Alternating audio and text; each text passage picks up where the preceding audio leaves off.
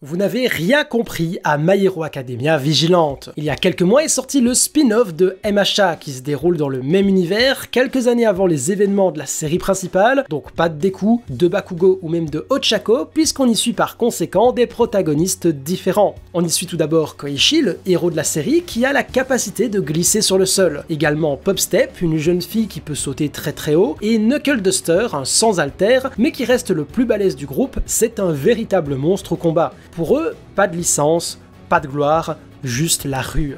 Dans l'ombre des grands héros, nos trois protagonistes deviennent les Vigilantes, des justiciers illégaux, prêts à tout pour faire régner la justice à leur manière. Chaque membre du groupe a ses motivations personnelles, mais aussi des valeurs communes qui les poussent à agir en héros malgré eux, et ce avec des méthodes parfois pas très catholiques, ni particulièrement stylé. Vigilante, ça apporte un vrai souffle nouveau à la licence My Hero Academia grâce à ses personnages, son setting, qui nous offre des perspectives tout à fait différentes sur cet univers. Des perspectives qui sont clairement pas moins intéressantes que celles qu'on propose dans la série principale, bien au contraire. C'est sûrement pour ça que je vois beaucoup de personnes partager la même opinion sur les réseaux.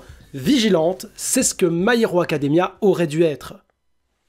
Qu'est-ce que vous racontez, sincèrement? Bon, ok, en vrai, je comprends un petit peu l'idée. On est sur une ambiance différente, plus sombre, avec une vision du monde des super-héros en opposition à celle que l'on connaît dans My Hero Academia. C'est rafraîchissant, c'est intéressant. Et puis, on suit un héros qui a une personnalité plus nuancée, une introduction plus terre-à-terre, un personnage dans lequel on peut aisément se projeter, qui s'éloigne des gros archétypes du shonen, et qui plus est, va évoluer différemment de Deku, puisque lui, il a un alter, et qu'il est gaze, il reçoit pas un super pouvoir qui lui donne un potentiel de dingue instantanément. Ça offre une approche narrative et un développement de personnage complètement différent. Les relations également entre le casting, bien plus restreint dans Vigilante, sont très sympas à suivre et ça permet d'être rapidement plus intime avec un nombre limité de personnages et de s'y attacher en très peu de temps. Bref, Vigilante, c'est bien.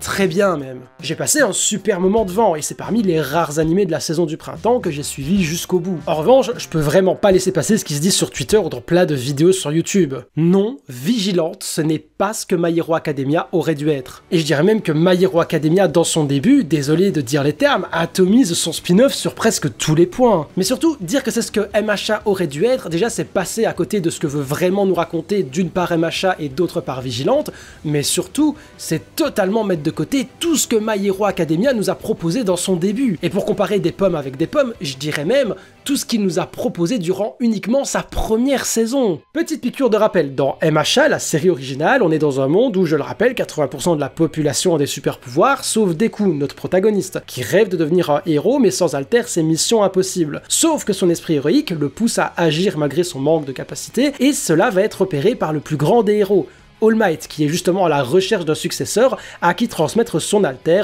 le One for All, le plus puissant de tous, du moins sur le papier. Il voit en Deku son successeur, lui transmet son pouvoir, et on suit alors Deku qui tente de s'approprier ce dernier, et surtout son parcours jusqu'à devenir le plus grand des héros. Parce que je le rappelle, la série le dit dès le premier épisode, c'est même le héros qui le dit lui-même, c'est l'histoire de comment moi, Izuku Midoriya, suis devenu le plus grand des héros. Et donc ça me pousse à évoquer le premier point qui m'a fait beaucoup plus aimer MHA que Vigilante dans leurs débuts respectifs, c'est l'ambition. Quand je parle d'ambition, je distingue deux aspects. Le premier, c'est l'ambition dans la narration. Qu'est-ce que l'œuvre veut devenir? Qu'est-ce qu'elle veut nous raconter? Dans un cas, on a l'initiation d'un grand héros avec un chemin colossal à parcourir qui va devoir se dépasser, affronter le mal en personne, porter tout l'espoir du monde sur ses épaules.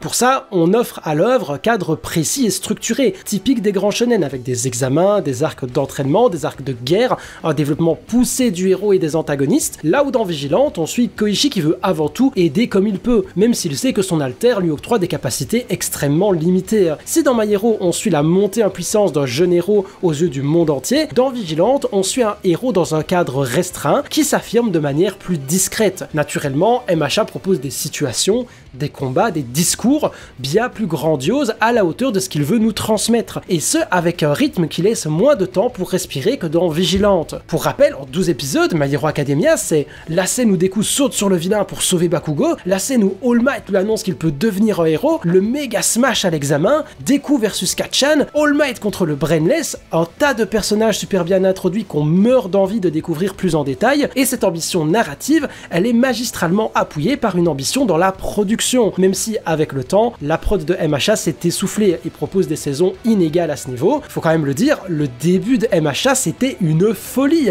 du grand Bones des années 2010, et si Vigilante est sympa dans sa DA et irréprochable dans son animation, s'il vous plaît qu'on ne le mette pas au même niveau que My Hero Academia. Musique, combat, chara-design, animation, tout est excellent dans les premières saisons de My Hero Academia, et j'ai l'impression que ça, on a tendance à l'oublier. Sans déconner, les émotions quand All Might dit à Deku qu'il peut devenir un héros ou quand il détruit le Brainless, j'ai tout simplement pas ressenti un dixième de ça en regardant Vigilante, faut que je le dise. Bon, si on met les sentiments de côté, le scénario, la production, au final c'est un petit peu stupide de comparer Vigilante et My Hero Academia. Aussi stupide que la remarque que les fans ont évoquée et qui a donné naissance à cette vidéo. Pourquoi ? La raison elle est simple, Vigilante c'est un spin-off, il n'existe que grâce à My Hero Academia. Koichi pratique son activité de héros dans l'illégalité parce que My Hero et son univers ont posé les bases du cadre légal dans lequel peuvent intervenir les vrais héros grâce à Yuei, Izuku, le système de licence des héros, etc. Un système qui existe bien avant la période Izuku, attention, et par conséquent dans Vigilante également, qui se passe avant la série principale. Tous ces personnages qu'on ne présente pas vraiment dans Vigilante, qui sont présents, qu'on adore voir, et ce qui fait aussi l'intérêt de la série, c'est intéressant parce qu'on les connaît de My Hero Academia. Notre appréciation du personnage de Koichi, de son alter et de l'utilisation qu'il en fait, résulte avant tout du contraste que l'on a avec Deku et son utilisation du One for All. En fait, tout ce qu'on aime dans Vigilante, c'est un ensemble d'éléments différenciants par rapport à la série principale. Comparer la vision de Koichi à celle de Deku, voir le monde des hors-la-loi et des héros au travers d'autres yeux, voir à quel point Vigilante et ses personnages se mêlent à l'histoire de base, c'est ça qui fait tout l'intérêt du spin-off. J'entends que lorsque certains disent que Vigilante est ce que My Hero Academia aurait dû être, ils parlent surtout de la manière d'exploiter l'univers, préfèrent Koichi à Deku, leur utilisation des alters, avoir un personnage plus mature, un univers plus sombre, moins Neketsu-like. Et c'est d'autant plus entendable lorsque ce sont des fans qui ont grandi avec MHA qui l'évoquent. Et c'est pour moi une des explications les plus logiques de pourquoi certains expriment qu'ils auraient préféré voir cette ambiance dans MHA, parce que l'attente des fans en presque une décennie a évolué, et la quête d'ambiance et personnages plus matures, plus intimistes,